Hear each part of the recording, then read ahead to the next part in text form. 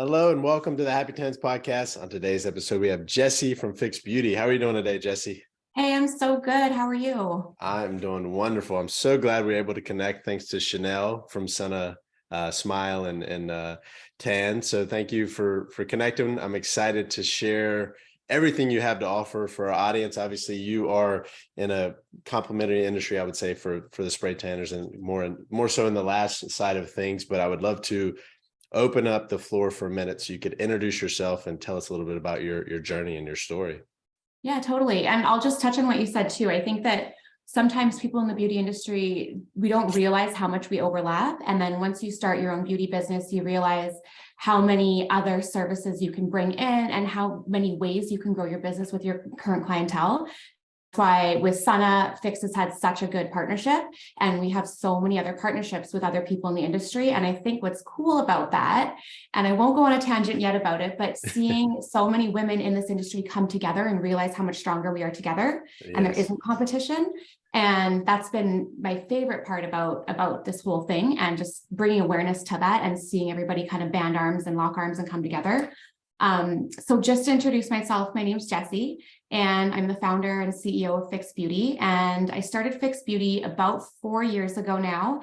And we were an in-person training academy for eyelash extensions. And right before COVID, about just under a year before, we had launched an online course. We were one of the first in the industry to do it well, I would say, and to have the systems in place. And then COVID hit and we ended up switching to all online training. So now we run fully online training in Canada and the United States, and then launching into Mexico as well. So that's who I am and what I do. Yeah, that's exciting. Yeah, 4 years, I was seeing the number of students you've already been able to interact with and help train, which is an amazing process. And it's great to see that you've been able to impact that many people. I'm sure like you're thanking the leverage of the technology online to be able to reach those people, especially obviously, hindsight's 2020 now with COVID coming, you guys had timed everything kind of perfectly for that.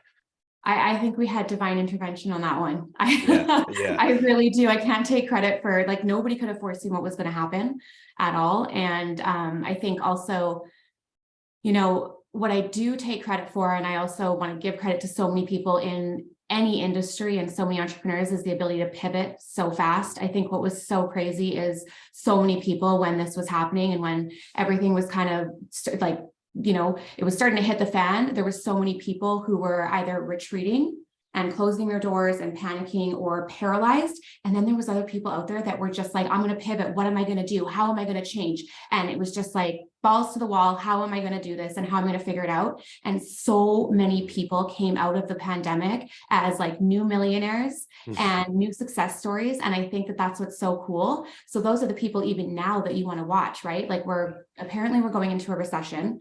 Or we're in one right now, but the people who are making changes and pivoting right now are the people that you want to keep your eyes on, right? Whether you have a small beauty business or you have a bigger organization or whatever it is, those are the people who are, leading the trail, and they're blazing the trail with what they're doing. And then you can kind of learn from them and learn from their example. Yeah, that's definitely, I think pivot, being able to pivot as a business owner, as you can definitely attest to, is one of the most important things. Obviously, the pandemic was an extreme version of that, but there's always going to be little obstacles that happen. And like you said, anybody that made it through that, hopefully most everybody did, they're a lot stronger now. They have different avenues of business. A lot of them have shifted some stuff online. In the tanning side, to be able to expand that, they have their own products. They've explored all these other options that they otherwise wouldn't have had. And for us, being digital, helping people create websites, we assumed that everything was going to slow down, but we actually took off because people had more time to invest time into their business, and they were fixing stuff, creating a website they never had, et cetera. So we saw that shift as well. And now there's just so many more tools available, like you said, and you got to make sure you follow a lot of people are blazing some amazing new trails. I think you guys are definitely in the forefront of that as well. Totally. And I think you guys open up an opportunity for people who are starting their beauty business. They're so busy. They, when you're starting, you're just like, I got to get clients. I got to get clients. I got to show up. There's so many things going on. You're like figuring out accounting. You're figuring out like all of this stuff. So to be able to have somebody go and to take it and to just do it for you and hand over the technology side of your business is huge. And I think a lot of people, especially in the beauty industry, are missing the importance of that. That was one of the things we nailed right off the get-go. To be honest, I wasn't the best in the beauty industry, but I knew how to work the back end stuff, like the geeky stuff that nobody really wants to do. I love that. Like I'll stay up all night and I'm like, let me bring me a glass of wine and let me sit down and let me geek out on my computer. And what I don't know, I'm going to figure out and I'm going to get frustrated, but that's what I loved. And not everybody does. I didn't love it. There's a lot of stuff I didn't love. So I'm going to be cautious about that because you still got to do stuff you don't love. But I love that you guys have recognized the intense need for that, especially right now as things are changing so fast. Like people need a place to go to hear about your business. People need to book online. People need to see reviews and testimonials. Like it's so important and it's super competitive out there. Yeah. So like if you're not doing it, somebody else is going to do it, right? And you're in the beauty business and you're not going to get clients if you don't have that set up. Yeah, So definitely. I love what you guys are doing. Yeah, thank you so much. Yeah, I mean, we saw the need. We've been doing it for 7 years now, which is crazy, but now it's all kind of come to fruition, snowballed, all this stuff happening. Obviously, like you said, there's so many things you can do yourself. At certain points, there's reasons to outsource things. There's great, Squarespace, Wix. There's all these great DIY options out there. In fact, ours has a DIY option as well. But our focus for us to tell business owners is focus on the things that you're the best at and that you're going to move the needle the most. And then like when you look at the cost versus the time, the benefit, like what we're able to offer because of the processes we have in place is amazing. And to mention not just the website, the SEO, integration, support, technical, everything is handled. So I appreciate you saying that. I just kind of like to wrap it up so people understand what we do with that side of things. So for you, when you're geeking out, what was your favorite thing to do when you were just starting? Oh gosh, I love systems. Like I love figuring out. So for me, it's not necessarily like the back end of like the software systems or anything like that, but it's the sales systems and it's the language and it's the customer journey and it's figuring out how we touch them from the first time and then how we hold their hand right to the very end journey and then what we need to do to automate that so that we're not sitting there on the computer or on our phones 24/7. And so bringing it right back down to like I'm gonna step aside from like the beauty school that I have, but going back into like just me and myself working from my basement, doing lashes. That was still something that I saw right away that was being missed, was just like really understanding that every single client, it's not $100 that you're making off of them. It's potentially $5,000 a year. Like each client is worth so much value and to your company and to yourself. And so how do you make sure that once you get that one client that you're with them the whole time? And so in the beginning for me, I would have I would do all my text messages myself and I would have like a series. I'm like, okay, day 1, I follow up with them to see how things are going. And then 2 days later, I make sure that everything's okay. And then 5 days later, I make sure that if they haven't rebooked, I remind them to rebook and I let them know that I'm filling up fast, right? And then I always asked for referrals. So I had a system. So there was like a referral right off the get-go. If they hadn't given me a referral, but on day 5, they told me they loved their lashes. I'm like, can I get a selfie? Do you mind if I post that on Instagram? So at first it started with the systems where I had them written down because I wasn't good at technology. I had these like notebooks and I would just write down, okay, this is what I do. This is my process. And I would check it off every day and send all my messages. And then as I got more and more clients, I was like, hey, I can't be doing this all the time. And my kids need me to be around. I started this business so I'd be around the kids. So I started to look into just the systems that you could get where you could automate text message flows, you could automate email flows, and you can still have them be really personal. Oftentimes, even when they were automated, I'd still go in and add a personal touch because I still really wanted to connect with my people and my clients. But those are the things that I like doing. And then in the interim of doing that, I learned how to use like the CRM softwares and things like that, which I didn't love and I still don't, but they allow you to get what you need, right? Yeah, definitely. So that part's fun. Yeah, that is. Yeah. So, being able to establish some SOPs is great. I like a couple of things you mentioned there. I want to touch on the customer journey. So, I wrote an email, it's probably been years at this point, but looking at customer experience versus customer service. So if you think of customer service as when there's an issue, that's how you take care of them. Customer experience or the customer journey is literally from the first time they touch you or your business all the way through the process. What does that look like for them? And making sure that's as dialed in as possible, that there's a lot of hand holding and stuff when needed. Like you said, there's so many things, beautiful ways to automate stuff now, which is amazing. Even it seems personal, even though, because you can set these triggers and say at 10 minutes after their appointment, say this, or whatever the case, right? So you can do all those things. The other thing we talk about in the podcast a lot, customer lifetime value, which is huge when you consider we've I've interviewed over 100 people. There's people that talk about their first client and how that person still comes to them 5-10 years later, how much that person has given them thousands of dollars just themselves, not to mention all the referrals and all that stuff too. So those are some big things that people, especially people that are new to business, are overlooking those factors when you're considering getting new clients in the door, and then looking at the entire process from a holistic point of view of how does it look for them. And a lot of people, and I can say that I don't do this either, and maybe you can say the same, is like we don't often take a step back and look at it from our client's point of view after we're so dialed in because we know all the processes, but take a step back or actually go through the process again and say, look at these hiccups, or what can we improve on now, or what's changed in technology that will allow us to make this even better. So there's so many things to look at, and you can always find yourself going down rabbit holes with that stuff. 100%. But I mean, that's how you learn. And again, I'm going to go back to because I know that there's a lot of people here who are they're starting their business. They've got like a one-woman show or a one-man show. Not being afraid to ask, what could I have done better? So many people are afraid to ask that, but I would so rather, in your business, in my business, in me working and, getting one client, my first client, my first 10, my first 20, I would so rather have them feel so safe to come to me and be like, hey, my spray tan, it got all blotchy, or it was super orange. And I'm like, oh my gosh, let me make that right for you. Yeah. I am so grateful that you told me, come back in and I'm going to make that right. And they're going to remember that. They will never forget that. And that will be a lifetime, client for you. And then same with lashes, right? So setting up the relationship with people so that you're like, I want you to know that I'm here to serve you in the best way possible. But the only way I can do that is if you're so honest with me. So if you're not happy for any reason, you let me know and we're going to figure it out together. This is you and me figuring out our relationship. We're going to work together and we're going to get you exactly what you need. If I can do it, if I can't do it, I'm going to tell you as well. Right. In the lash world, there's girls that'll come in and they want some crazy lashes, or they want things that we can't deliver. And then you're honest. You're like, listen, this is why, your safety, the safety of your lashes, your lash health is really important. So I can't deliver that. But what I can do is this. And then they get to decide. And then you're not afraid to let those clients go, right? So any industry, right? And same with you, you're going to have people that come in and they have demands that you need, but maybe it's just out of what will work for them, or out of what is the best. And then you love them and leave them and go find other people that do need your service and find value. Right. Yeah. I think that the transparency thing is huge, right? It's one of those things you have to be transparent up front. I think a lot of people that are starting out are nervous to let people know they are. Transparency, again, it's they're worried about it. But if you open up with, hey, we're relatively new to this, so on and so forth. I want to make sure I'm good at this. So any feedback you can provide, I'd love it, good or bad. I want to hear it.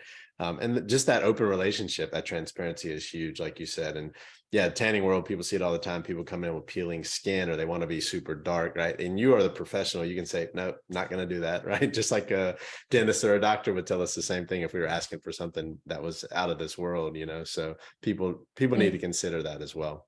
Yeah. And not being afraid, I love how you said too, when you're starting out, not being afraid to just be really, for me, I really tell my students, don't share information that's going to allow people to use that against you, because it shows weakness. And so sometimes there's things that are going to go wrong and it's not necessarily your fault. So you need to be able to hold your ground. You need to be able to say, hey, listen, there's factors here that are at play that are not on me. So sometimes you give away too much. But on the other hand, if you are just getting started, what they care about is that you're going to make it right. I remember in the very beginning, my very first paying client, I should have been paying her. She paid me, and by the end of the service, I was like, oh my God, she just gave me money. I should have paid her for the trauma I just put her through. Right. I think she was laying in my little room that I had set up. She was there for 5.5 hours. And I think she Wow. walked away with like 4 little eyelashes on her eye. Like my kid was crying the whole time. I was like stressed out, and I was like, and then it's funny because that client, she ended up bringing in over the next year 15 other clients to me. Wow. And Lord knows it took me at least 3 months to like get my act in gear to like get it good, but I just kept making it right with her. And then about a year later, I called her and I was like, you know what? Like, I am so grateful for you. I can't believe you stuck with me. And I made sure that I took care of her, right? Yeah, So I knew sure. that she was taking care of me with referrals and with all that. And also that she had stuck with me in the beginning. And the thing is, she didn't know either. Like, she didn't know how it was supposed to be. So we kind of got together. But after about a year, I was like, hey, I'm going to hook you up with some really good deals because you and I both learned together on this. So Yeah. I think it's like what you said. You're transparent and you're real and you're honest. And then also taking that dollar sign off people's head. It's like, hey, it's not just about, especially in the beginning, it's not just about like, how much money am I going to make from this? It's like, how can I actually serve this person with the capabilities that I have? And then how can I get better every single time? Yeah. I love that. We had an event recently, or recently as we're recording this in September. Kelly Callahan had a Slay the Spray event, and I met a lot of people. I was able to speak there. I'm fortunate enough to speak there, and I met a lot of people I've been working with for like 4 or 5 years online, right? And I've told my wife this because she was there with me. I was like, it kind of brings you back down to earth. Like, you realize that all these people who are emailing or signing up and paying you every month, like for us, it's like you see that human aspect and like you actually see them and it changes completely. You're like, oh wow, these people actually rely on what we're doing to grow these businesses. It's just, something you kind of lose being on everything so digital nowadays. So that's important. Like you said, it's not a dollar sign. It's how can I help these people? How can I serve my audience or my clients? So that's an important. Totally. And I think I speak on this a lot too, and I have a different opinion than a lot of people in the industry when it comes to clients and boundaries and Mhm. how we serve them. Because in all of beauty industries like tanning, lashing, there's all these groups and everybody is kind of in there, and you always see these people coming in and they're posting these screenshots about clients canceling last minute and like, do I charge them, or do I have a service fee for like them no showing? And I 100% believe in having boundaries and having cancellation or no show fees. Like, don't get me wrong, absolutely, but behind every person there is a real story. Mhm. So I've learned to really approach each one of them with compassion. There's people that are going to cancel and no show, and they're going to waste your time, and you could have filled that with somebody else, and they're not going to respect you. Those are not clients that you want anyway. So you charge that cancellation fee and you love them and leave them, and just invite them to go find somebody else who can service them better. But then there's people who genuinely had something come up, but Yeah. those people are like genuinely their kid was sick, or genuinely like whatever it was, and that they're going to talk to their friends about your service, that they're going to be a good person. So those are the people where instead of like posting and being like, well, I should have made $100 this hour, I should have done this, you're like, hey, listen, I know that I'm out this $100, but let's talk about the lifetime value of this person to me, and let's talk about also me showing up in such a human and like kind-hearted way to just see if I can offer a bit of compassion to this person. And I guarantee you, like, there's going to be times where it bites you in the butt, but like for the most part, I would say like 8 out of 10 times it pays you back in so many different ways. And it's so beautiful. So I love that you're talking about that, because we forget sometimes, right? And also it's not just like being behind the screen, but it's also like you're in the hustle, you're trying to pay your bills, you're stressed out about money, especially when you're starting up. So you're counting on that. And that I totally recognize that. I remember that. But I really truly believe that like a heart-led business, it's one of the most lucrative ways to grow a business and to grow revenue is just by leading with your heart first, and then learning to discern who you apply that to and who you give that to. Yeah. So having that compassion and just treating people like people, right? Respect. Totally. And how many times have I thought about like, oh, I canceled my dentist appointment that was the next day because I completely forgot I booked it 6 months ago. Like, everybody does it, right? So you have to put yourself in their shoes for a minute as well. But see, like, if you're like the guy who's just like forgetting all the time, I'm like, hey, I still love you, but I'm still charging you. That's fair. And, like, you can do that. That's what I think that like we get afraid, right? But like if people know, so if you're like, if your dentist, or like, I mean, different example, because like, Sure. I mean, let's just say your dentist was like starting out and struggling and growing his or her practice. say your dentist was like, hey man, you did this like the last 3 times and like, you're awesome, but I got bills to pay. And like, this is the 3rd time you've done this. Like, I want you to come back in, but I got to charge you. That transparency is also going to make you see that that dentist isn't just pulling money from you for canceling or for no showing. And then it's also going to hold you accountable for your behavior, right? So same with this industry. You don't have to get mad at your clients. Like I see people getting mad at their clients. I'm like, don't get mad at your clients. And if they are the clients that you're getting mad at because they're being like that, it's because you didn't have the boundary to hold it. So reflect on that, or it's because they're, taking advantage of you, which again, those are the people that you let go of. Yeah. We don't have to get mad. And then when you hold those boundaries, it's so cool to see, because people who show up late start showing up on time. People who tried that move, like if your dentist came to you and said that and charged you, or maybe didn't charge you, but said, next time I'm going to have to, right? Yeah. You're going to be like, hey, that's in my mind now, but you explain why, right? Like I could have filled that time with something else, because people don't always see it that way. And I think that that's like a huge thing that also is being missed. And it breaks my heart to see like the angry posts that are in the group and people bashing clients, or people posting like these, or also having like relationship breakdowns with clients or potential clients because of things like this. And it just doesn't have to happen. Yeah, I agree. Yeah. And I feel like, my dentist could charge me. I'd be okay, because that would be I deserve this. Yeah, I deserve this. For sure. Absolutely. So let's take back, you mentioned it. Let's take back 4 years. I guess you were in your basement doing lash appointments, your first one. First off, this is a question I asked on the podcast anyway, but I'd love to know how you got your first paying client, the one you referred to, the 5.5 hour appointment first. And secondly, I would like to know more about that journey, like what got you into that in the first place. Yeah. So I started lashes 10 years ago. Okay. And I was working commercial. I have a business degree, so I finished university. I went to business school because I thought, like, I always knew that I wanted to make money, and I didn't know what I wanted to do, but I thought, like, well, business people seem to make money. And I went to business school, and truthfully, I didn't learn really any like tangible skills there. And not I can attest to that. I did the same. I just not a lot. I took an international business relations course, and I did learn a couple things just about how to approach different cultures when you're doing business negotiation. And that's the one big thing I took away. But anyway, I finished university, and I was so excited. I'm like, this is it. I'm like, life's going to start, you're always waiting for like the next step.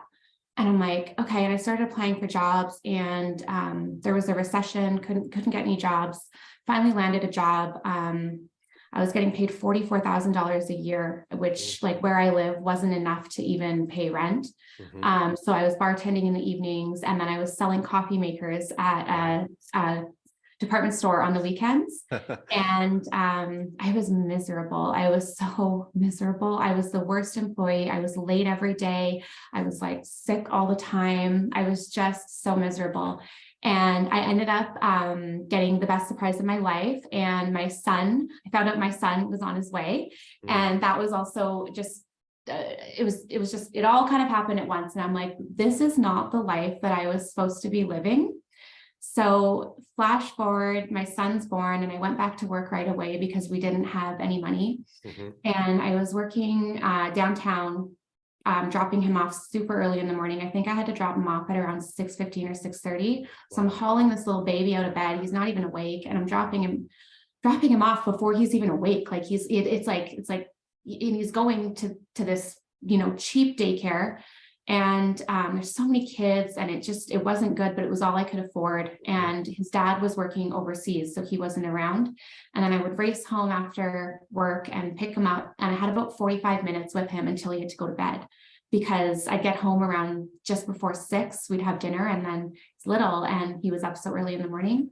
So rinse, repeat, and we're just broke all the time. So anyway, I got my lashes done. I saved up, I think I put on my credit card, but I got my lashes done one day, and this girl, the girl who's doing my lashes, came to my house, and I think she charged me like $80, and it took her like an hour. Which both are wrong, by the way, the pricing and the time that it took. It should have taken more time and whatever. But I asked her about her margins, and she's like, oh yeah, it cost me about $3 to do a set of lashes. And I was like, holy moly, that's a lot of money. Mhm. So I asked her what she had done. She had taken a course. So I took a course, did not learn what I needed to learn, but I decided to just move forward, which hence my very first client who had the traumatic moments with me. And it was my stepsister. So that's how once I finished my course, I messaged everybody I knew. And this is good verbiage for anybody getting started. You can't just go and put a post on Instagram and expect people to come. We need to realize that this is a face-to-face relationship business, especially if you're starting a small business or a home business. We don't have a storefront where people are going to walk by. So when you're just starting out, pick up your phone, and I want you to think of 20 people in your life, 20, and it's hard. So get a pen and a paper first before your phone. And I want you to write down 20 people who don't necessarily need your service. So these people either could need your service or maybe already use your service or get it somewhere else. They could also be people that you've done a favor for in the past, that maybe would be willing to help you out, or they could be people that you want to do a favor for. Okay, so write out those 20 people. And don't overthink it, because I know that a lot of people are like, well, if I'm tanning, this person doesn't get a spray tan, they don't even care about themselves. Right. That's okay, because they might know somebody who wants one. Right. And then what you're going to do is you're going to get those 20 people in your door. So you're like, hey, I just finished this course. I just got my certification, super scared, super excited. I really need someone to practice on that I know is going to be honest with me and that's going to trust me. Can I book you in for an appointment on Tuesday and give them a time, right? And if that time doesn't work, give them another one. Tuesday at 10 o'clock a.m. It would mean so much to me if you just let me try this out. Like, honestly, you'd be doing me the biggest favor in the world. And then depending on your industry, you can decide, do you want to charge them just product cost? For me, I shouldn't have charged that first appointment. And so depending on where you're at, if this isn't a work for free, this is a building your business, this is a taking photos for your Instagram, this is building your portfolio. You never work for free, but sometimes your compensation doesn't always come from money, right? It might be coming from building your practice, asking for testimonials, getting those photos that you need to put on Instagram, those types of things. So you get those 20 people in your door. If the person doesn't want whatever it is that you're offering, ask them if they have a friend who might want, you know, a free balayage, a free spray tan, a free set of nails, whatever it is. And just be like, certainly you must know somebody who maybe doesn't have the money or who already gets their nails done, but's looking for somebody closer, whatever it is. And just don't leave it open-ended, right? So it's like, well, you must know somebody, dude. What about that friend that you know, or, you know, whoever it is, but don't just say, okay, well, no worries, send me a referral if you have one. Instead, you ask and you wait. And this part, it's hard. Like, I get it. This is hard, but I promise you these 20 people will absolutely change your business. And I never marketed my business. Back in 10 years ago, like Instagram wasn't really a thing. Yeah. We didn't have like nice phones. We didn't have that. I never marketed my business, but I will tell you, I was booked solid for the 3 months in. Wow. And it all came from the referrals of 3 of those people, 3 of my top 20. Wow. And That's some of amazing. those 20 didn't come back, and like, I don't blame them. But that whole business, you know, and that fed my family, that fed me, that allowed me to leave my office job. Like those people, I have tears thinking about it today. And you better believe, like, I go back and I thank them all the time, because they're the people that changed my life. And it was just because I asked like that little favor, you know, and at the time it was a big favor, because if you've ever had lashes done by a rookie, it's a huge favor. Like, there was eyes glued shut. There was like situations that are not good. But that's my advice to anybody getting started is like, don't worry about having like the best Instagram. Don't worry about making sure that like your pictures are perfect, because like you'll never start. So reach down and dive deep into those, make those really tough phone calls and those tough text messages. And like, as women, it's hard to ask for help, but ask, because you would do it for someone else too. And if you don't have anybody who you feel like you've ever done like, you know, anything for, like a nice little favor, start doing those favors now, because you're going to have to ask down the road too, because there's always going to be times where you're going to have to circle back and build your business. So think about it. And if you are, and you can't come up with those people, make it your goal for the next 2 weeks, every single day, to find 3 nice things to do for someone. And it's not big things. It's like a reach out, like, hey, like with no underlying motivation other than to say, you know, I was just thinking about you. How's your day? Or I was driving by your house and I'm going to drop off a coffee, you know, and like, just be that better person. And then your business is just, it's going to come back in some way or another. Right. Yeah. That's my tangent on starting and building. No, I love that. I mean, I could tell you got emotional, so it's obviously real for you. I think anybody that's, come from a struggle or place of challenge, which most people have gone through something in their life, you took that and turned that into something amazing, through a lot of hard work and determination and all that. But ultimately, you can always take yourself back to that point where you were just starting out or just, needed to put food on the table. It kind of humbles you and reminds you, where you came from, so to speak. So it's amazing. So for you doing that and being able to start your business and grow that solely off referrals, that led you did that lead you directly to the training that you offer now? Or did you eventually say, people were asking like, hey, how do you do this? How do you do that? And you were kind of like, oh, maybe I should put together some training to help these people out. Yeah, I was doing lashes and I was booked and I was happy. And then you reach your cap. Like when you're exchanging your Mm, time for money, there's only so many clients in a day you can take. yeah. And I ended up, I didn't know that this was why I started my business, but when I started to earn more money, everything that I started to meet my basic needs. So like the bills were Mhm. paid at the end of the month, and I got my son out of daycare and I got a nanny at home, and like I was like, Amazing. oh my gosh. And then I realized like I needed to I needed to leave my relationship. So you don't always know why you're starting or why you're hustling or why your heart is saying like you got to work like hell, like your life depends on this right now, but then you figure it out, or like life throws you a curveball. So you're always doing something, and like that gnawing feeling, it's there for a reason, because you're either working towards something or you're preparing for impact, or there's a need that you have so deep inside of you that you're not even willing to face yet.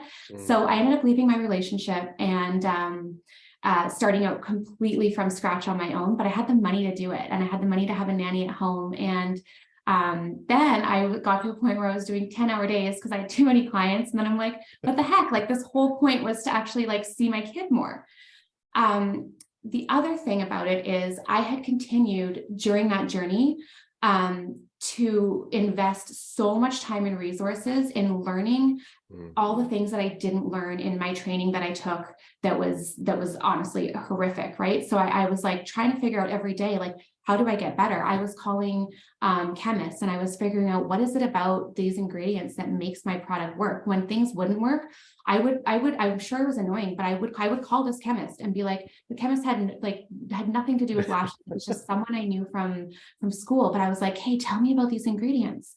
And I started to realize how much science actually goes into my industry. And then this applies industry wide to yeah. people who have formulated incredible products and people who are providing great services. It's understanding the science, understanding why things work, why your clients are having issues, and not just doing the do. And I think the beauty industry in particular, I think we're underestimating the brains that are behind the beauty with all of us, and how much understanding and knowledge goes into like mastering your technique. People Mhm. who are charging, 5 to 7 times more than the average person in their industry and still filling their calendars, those are the people that took the time to dive in, to invest in education, to invest in, ingredients and knowledge and theory and all that. So as I was doing that, I realized how much the industry was lacking. Mhm. So I started to write my own training manual, and then just started taking one student at a time, 2 students at a time. And then I was able to make more money in each hour by leveraging my time, by having, a couple students versus just working with one client. Mhm. And I started to see the potential there. So I taught for a couple of years by myself and then started Fix Beauty 4 years ago. And that's kind of when it exploded. So Wow. I'm proud of this actually. I wrote a 100-page eyelash extension manual. I think it's like the only, like, I don't know why I have it here, but I have it here. It's like Oh, wow. everything the industry was missing. I was like, let me put this in a book and like, let me Yeah, geek out on this. So I did that, started Fix, and then, yeah, the rest was history. that's Like amazing. kind of, it just took off. Yeah, amazing. And how many students have you guys trained through Fix so far? 40,000. Wow, that's Yeah, amazing. it's And bizarre. It's yeah, so that weird to think about. touched that many people's lives, yeah, in some Mhm. way, shape, or form. So for you guys, who's your ideal client? Is it somebody that is completely new to beauty or in the beauty industry or both? We get people from all over. I think Mhm. what's so cool about eyelash extensions for me was that I had no background in the beauty industry. I actually had no interest in going into it. I thought Yeah. that people in the beauty industry weren't smart enough to get a real job. So they came into the beauty industry, and I was really wrong. But so a lot of people come into our industry with no background, no experience whatsoever, but they know that they want like flexibility. They want to earn more money. They don't want to work for a boss. They want to be home with their kids. That kind of thing. And then there's other people who already have their current beauty business, but they want to be able to add more services to, instead of, always be looking for more clients, they're able to offer more services to their clients and then keep the ones that they have. So it's a little bit of both. Sure. And then ultimately it's just a lot of people who are looking for just that freedom that comes with entrepreneurship, right? Yeah, exactly. And as we talked a little bit before recording, spray tan industry is great, but a lot of people do multiple. They do teeth whitening, maybe lashes, or other services, other esthetician services. So it's a great overlap for people that haven't considered it, or are looking for another revenue stream. Like you said, it could be completely different. Like you said, the margins seem to be pretty good based on what your first lash girl told you there. So you guys have the training, you have products as well.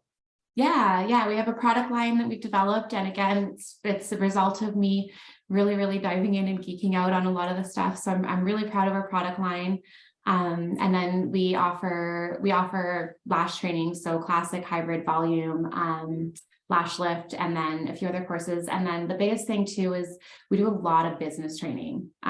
That's can't tell. That's like one of the things that I'm passionate about. So we do a lot of that as well. And I think that that's why we've seen the growth in our students. I'm proud of our success rate too. We've seen, the amount of women that are coming out of our program, and we keep in touch with so many of them, but that are earning six figures within their first year and a half. It's really cool. Yeah, that's amazing to have that impact. And I think focusing on the business thing, one thing when I started our podcast, at least, was I was looking at the industry.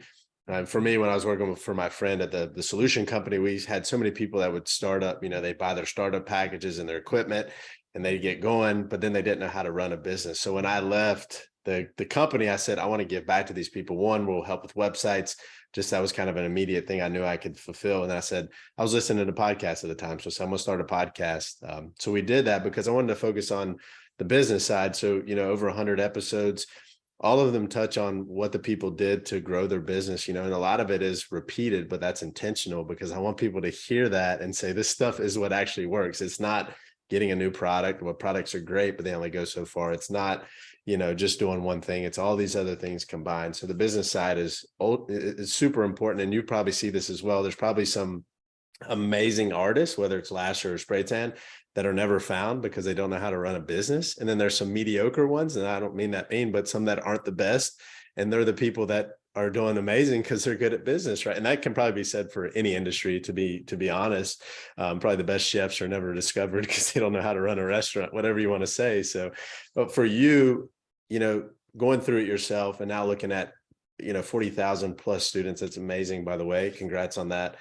I'm excited to see how many more people you guys can impact, but what would you say if there's a couple things that you notice people do, that the ones that really excel in their business, what would you say those things are? The things that make people successful are usually the things that most people don't want to do, right? You hear about like the top 2% and you hear about all that. And in not just like with our students, but in any aspect, right? Like athletes, like any industry, whatever it is, it's all those things that, well, other people are complaining or they're hitting roadblocks and then they're saying, well, this happened, so I've got to stop. It's like these other people are just relentless in their pursuit of whatever it is that they need to do. And there's nothing that's going to throw them off. So like they're going to have a service that goes completely haywire. They're going to have something that goes wrong. They're going to have clients that cancel. And instead there's no victim minds. Like there's no, oh my God, this happened. And like, now it's this person's fault. It's this. It's like, okay, this happened. What am I going to do? I've got half an hour to get someone in my chair. How am I going to make it happen? Or I really botched this service. What do I need to learn? How do I need to get better? So these people are constantly looking at things that are going wrong and like these curveballs that are happening. And then they're figuring out what to do. And how to pivot. And then the second thing is that I want to go back to. I understand. I remember like bootstrapping my business. I remember like feeling, you're like $20 away from like bouncing your debit card at the grocery store, or you are bouncing it. Like I remember that, but investing in resources that you need to support you and really understanding that you're not spending money when you're paying and delegating out tasks that people can do faster and better than you, so that you can spend time earning money in your zone of genius. So, right, we talked about this a little bit in the beginning, but it's important. Like in the beginning, you're like, oh, I can't afford to, okay, I can't work this day. I can't take clients because I'm so far behind on my housework. Okay, well, let's talk about this. How much is your dollar per hour right now? If you were to take 4 clients, how much are you going to make? And then, okay, you add that up and you're like, okay, I'm going to make, spray tanning, and you're going to make what, $55 to $75 an hour, right? Lashes, same thing. So you add that up and you're like, okay, that's how much money I'm going to make if I fill this afternoon with this. Why the hell am I cleaning or doing laundry when I can pay someone $25 an hour? So when you switch your mindset right away to, you're not spending money, but you're investing in yourself and in your business. And then the follow-up that a lot of people miss is when you do things like that and you invest in delegating. So you invest in somebody to build your website, you're working in that time. So you're not just sitting there and not bringing in clients. So it's like, okay. And that's how I've always kind of done it. I'm like, okay, I don't want to clean my house ever again for my entire life. So I'm never going to. But what do I need to do to make sure that doesn't happen? Right. So like, I'm not sitting here watching, like eating bonbons while my housekeeper is here. I'm like, I'm working, right? Or I'm exercising, or I'm doing something that's helping, right? And then same with the website. You invest in your website, you're investing, and it's not an expense, but then what are you going to do to make that money, and then to make more money than that right now in this day? And then you put it back to that. So those are the 2 things I would say. That's amazing. Yeah, I still struggle with that, but the investment, not investment, but the time thing, right? It's like, if it's going to take me X amount of time, how much could I outsource that for? And it's funny, if you look at, probably just thinking about how I grew up and looking at people, you're like, oh, these people have somebody like mowing their yard and stuff. Now it makes sense. Like, the guy makes, $400 an hour. Why is he going to mow his lawn? It takes 4 hours to do it. He can work, that's one thing. And like you said, with the websites, we always try to refer to it as not a cost, but an investment, because you should get an ROI. It should be working for you. It works 24/7, 365 days, and it doesn't complain, doesn't call in sick, right? And, if it's done right, it should be bringing new clients in the door. And the way that we set it up, at least for the cost, 1 client pays it off for a month plus. So 1 new client. So you have to think about that. But I love what you said about the relentless part. And I'm thinking about, not giving up, and I kind of got chills when you're talking about that, because I remember first this, your story, and then thinking about Usain Bolt, the famous sprinter from the Olympics. They were kind of interviewing him, and he was like, the competition isn't the hard work, this is the hard work, because they were with him while he was training all those days leading up to his 4 years of training to have that a world record, and everybody sees that 10-second sprint that he has, but he's like, that the competition isn't the challenge. This is the challenge every single day, showing up, putting in the work that people won't do. I go towards the sports side because I follow a lot of sports, but Jerry Rice said, kind of work hard today so you can live tomorrow like nobody else can, those kind of things. But being relentless, looking at things as road bumps, and not necessarily like dead ends, right? They have to be obstacles you have to overcome. But it's important to be able to roll with that. Again, pivoting, right? Being able to roll with that stuff and take the next step forward. There's always going to be stuff that happens. You won't be able to prevent that, but being able to overcome that and being headstrong and understanding that that's part of the process. And that's why, owning a business isn't for everyone, because it's a lot of hard work.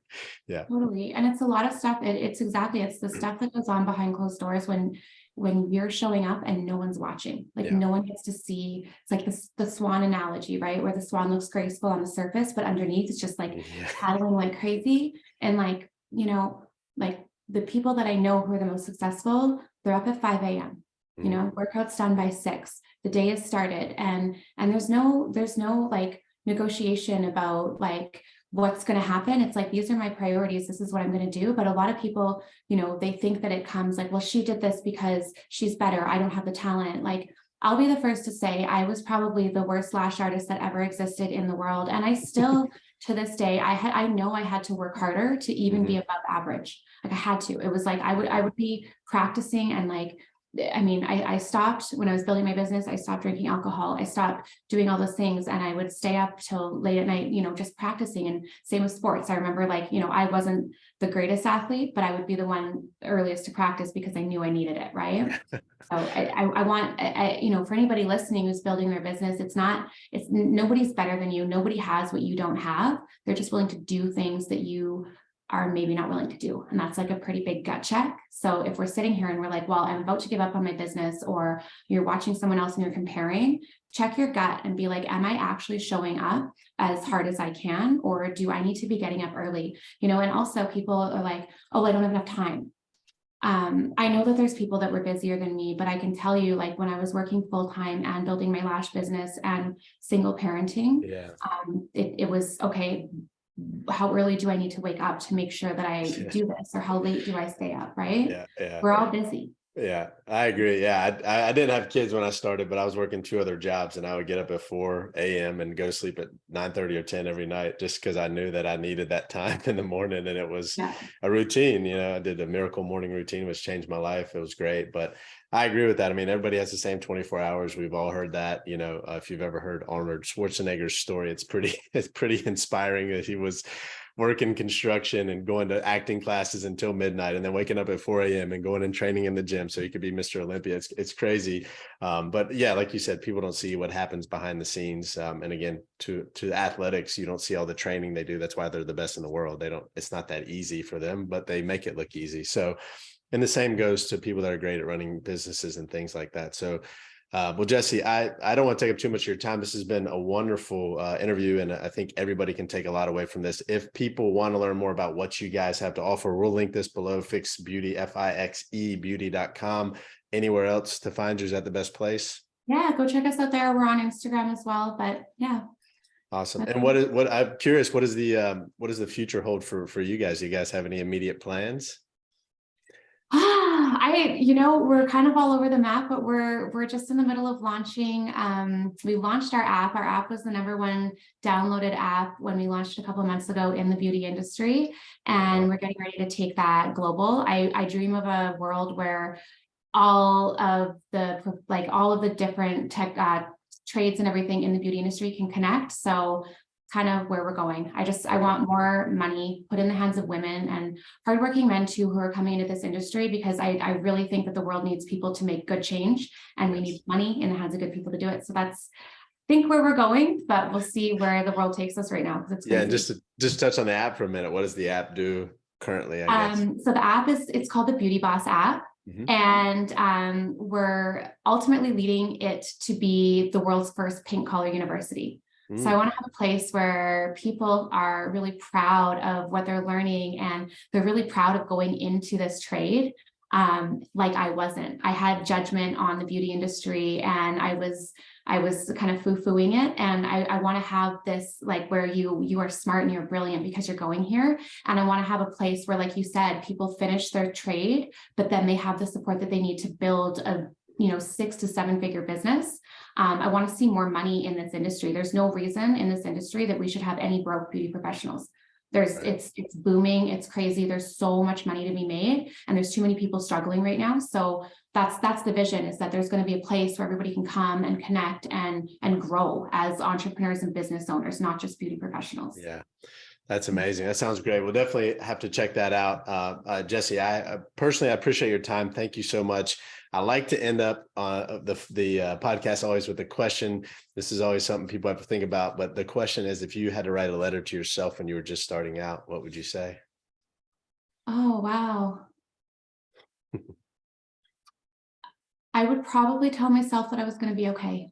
You're going to be okay. And like, what you're doing is going to be worth it, and it's going to be so much bigger than what you think. So just keep going. That's amazing. That's great. I think anybody could tell that to themselves when they're starting out, and it would be a lot, because we mentioned this analogy on the podcast before, but the next stair doesn't show up until you take that step, right? You just don't see it. The dots don't, Steve Jobs famously said, the dots don't connect until you look back. So all those things to consider. This interview has been great, Jesse. I truly appreciate your time. Thank you for joining us. We'll be excited for to follow you all and see how Fix Beauty continues to grow. 40,000 students and counting. Hopefully we add some more to that number for you to help impact more people's lives. And thank you so much for joining us today. Thank you for having me. This was so fun. It was so inspiring. Thanks, You're Greg. welcome. Take care, Jesse. Bye-bye. Yeah, bye.